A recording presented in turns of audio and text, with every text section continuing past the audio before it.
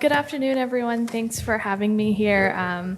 My name is Pamela Uppal. I'm the Director of Policy at the Ontario Nonprofit Network, and I'm joining you from Toronto today, which is the traditional territory of the Anishinaabe, the Huron-Wendat, as well as the Mississaugas Credit First Nation. I also don't have any answers. I'm just here to share what I know. I think I'm relatively new to the childcare movement compared to everybody in the room, and a lot of my work has cited a lot of your work, so that's sort of where I'm coming from. I hope to build on what folks have already said, so my presentation's similar to Chris's, but different because I talk about the Ontario context. I want to share how childcare public policy is a multifaceted issue. I'll talk a little bit about the nonprofit difference, which we already started talking about, and kind of what's happening in Ontario right now. We were one of those provinces that had some really great guardrails and some really great movement happening, and that's sort of been changing over the last 5 to 8 years. Okay. So just quickly a little bit about us. We're an independent nonprofit network. There's about 58,000 nonprofits and charities in Ontario. So as shared previously, you could be a nonprofit, but not necessarily a charity.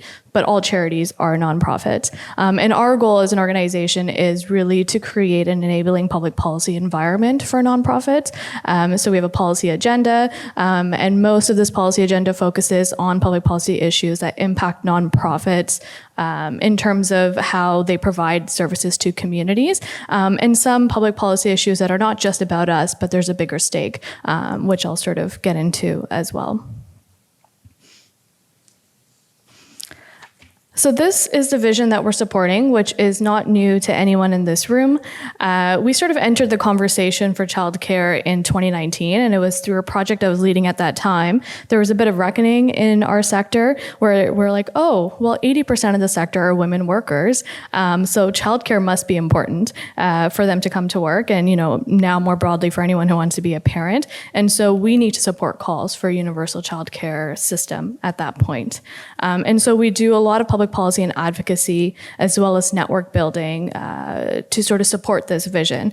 I wouldn't say we're the leads on this. I think we support many of those that are doing the work in this room and in Ontario. And I'll sort of share why.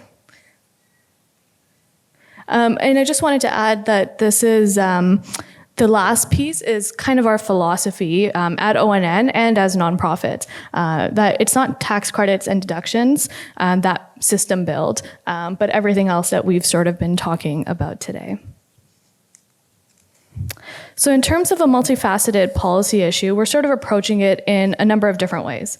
So the first, it's an issue of decent work for care workers in general in terms of the system, but also, as I shared, 77% of the sector, in our sector, mostly of women, rely on childcare. 70% of childcare in Ontario, slowly decreasing, is also nonprofit, and many of those that work in that sector are also women, and they're all in the care economy. So it is about decent work for those that work in there. It's also an issue of anti-privatization. So it's one of the parts of the care economy right now that is under attack, to be quite frank. It's quite vulnerable to privatization, as we've been hearing previously in the previous panel. And I think the other interesting thing is that it's playing out in real time. It's evolving every day. There's something new coming down the pipeline. It's not something that happened so long ago or something that might happen in the future. It's happening right now. And we're also sort of seeing, how do you go from advocating for the policy to actually implementing the policy? And that's sort of the space that we're in right now. It's also an issue of social purpose real estate. Childcare is a real estate game. We've heard, in terms of private equity, which is what gets financialized at the end of the day. It requires real estate. It's one of those parts of the care economy that needs bricks and mortar. And there's a role for nonprofits to play to steward that social purpose real estate. And last, sort of our approach to this has been a network approach. And by that, I mean, we don't think we're the experts. We kind of want to bring everybody together to have these conversations and to kind of go out with a stronger advocacy message. So we complement the work of existing provincial groups. So for us, it's the Ontario Coalition for Better Childcare, the Association of Early Childhood Educators. And what we do is we actually bring networks across the province together across Francophone, Indigenous-led, mostly urban Indigenous-led childcare, home care, center-based care, co-op childcare, all nonprofits, special resource teachers, to share information, to come up with what are the big issues facing the sector and what are some advocacy issues and how can we advocate together. There isn't a provincial association in Ontario that sort of represents all nonprofit providers, but we're sort of seeing that happen on the for-profit side, which is sort of what I'll talk about. Taking a network approach also allows us to identify common issues, and then we distribute or mobilize power and resources based on that. So we want to involve many people in building solutions, and that's sort of why we bring folks together. So I'll talk a little bit about the nonprofit difference, kind of what was already talked about. So when I say nonprofit, for us, it really is the community-based organizations. These are, and we span, arts and culture, sports and rec, human services, all of these make up community organizations. And we've sort of put forward this nonprofit difference to sort of name what's different about us. And what we've said is, government, which is public sector, school boards, et cetera, for-profit, so really I'm talking about small business, and us, we all have different characteristics that make us well-suited to provide certain services. We think the key is purpose, governance, and ownership structure, which particularly makes nonprofits in the public sector the choice for delivering care services.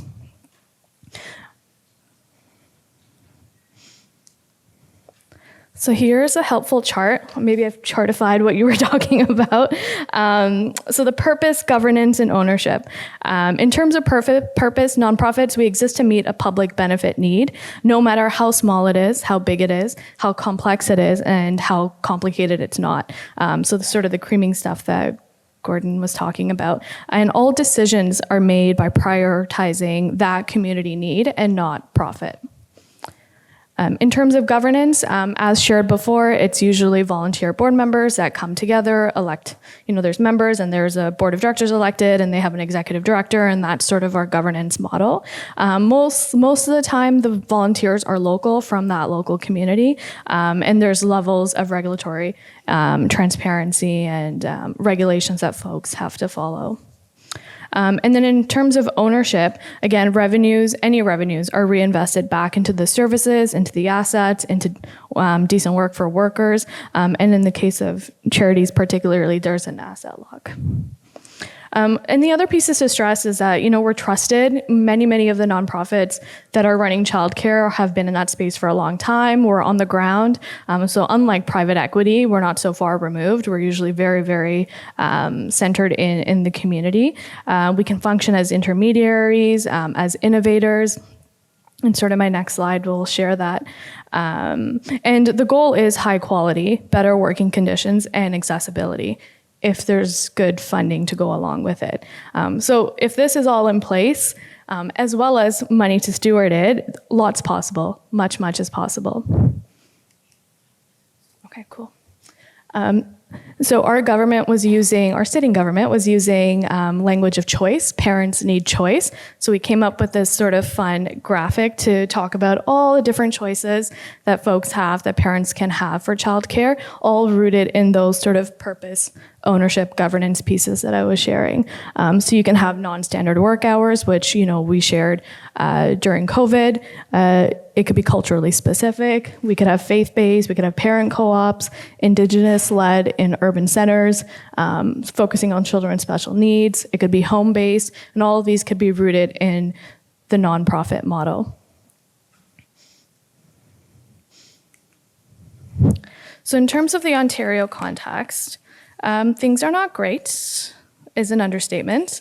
But hopefully there's still a silver lining. So some of the issues that we're facing are not new. I think everyone else is experiencing them in one shape or form. So workforce shortages, for sure. There's just an inability to recruit and retain workforce needed, not just for current levels, for any supply levels going forward. The funding formula is a big sticking point right now. It does not reflect the true cost of delivering services. And as mentioned previously, it caters to for-profits.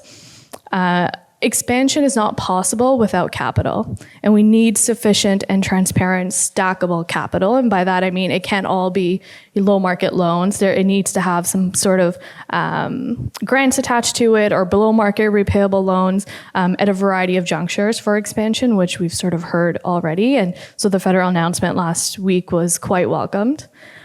And we need universal childcare with equitable access. So there needs to be continued focus on Indigenous-led childcare in urban centers, in our case, or those meeting students with special needs. We're working across Francophone, Anglophone as well, who are sort of thinking about language minority spaces too. So quite honestly, a lot of nonprofit providers are in a perfect storm right now.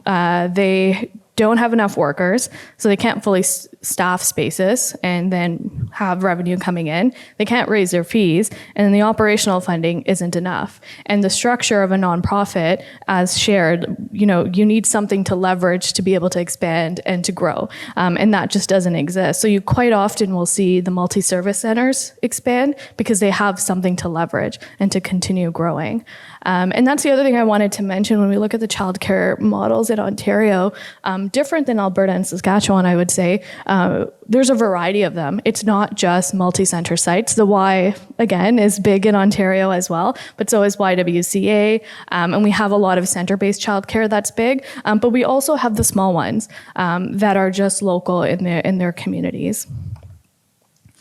There was a recent announcement of value for money audits of municipal-run childcare in our province. We think municipal childcare is a good benchmark, and we want to sort of be held to the same standard and wage parity and all of that, which we've talked about. There was a lot of hope that there would be some new money. Essentially, the province isn't keeping up with their commitment to childcare. It's sort of relying just on federal money, which we know is not helpful in this sort of perfect storm, especially when it costs so much right now to operate a center.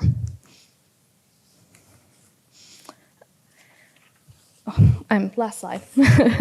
And then in terms of just some advocacy issues, and so when we bring, Anglophone, Francophone, Indigenous-led, and all nonprofit, co-op, nonprofit childcare folks together whenever there's something to talk about, these are some of the big barriers we face in terms of even if we want to think about expansion. So in terms of the government relations, some really good relationships, strong provincial bureaucratic relationships, but they're not resulting in anything. We're not seeing any supportive action happen. And quite frankly, perhaps the for-profit lobby is stronger. Smaller, but stronger. The media, it's hard to get a news story in, especially when there's lots of other stuff happening. And again, the for-profit lobby in Ontario is strong, and they're all over the media, and they sort of piggyback off of Alberta as well. And I think one thing we haven't talked about today, which is so important, is the public. The public does not know the difference between nonprofit, private equity, financialization, and they don't know the difference. They're gonna go to the lowest common denominator, the closest one, and sort of whatever they're sold. And so there's a huge opportunity to influence the public, a need to educate the public, because essentially they're the voters and voting in governments that are making these regulations and policy choices. And there's also difficulty, in the same vein, organizing community members. We need to reach parents, and we particularly need to reach parents who don't have access right now. So they're not turning around and saying, well, yeah, this was a pipe dream anyways, but they also push for $10 a day childcare. And just to end off on, It is quite a tall order. I don't think we have it figured out. Maybe the Y has it figured out.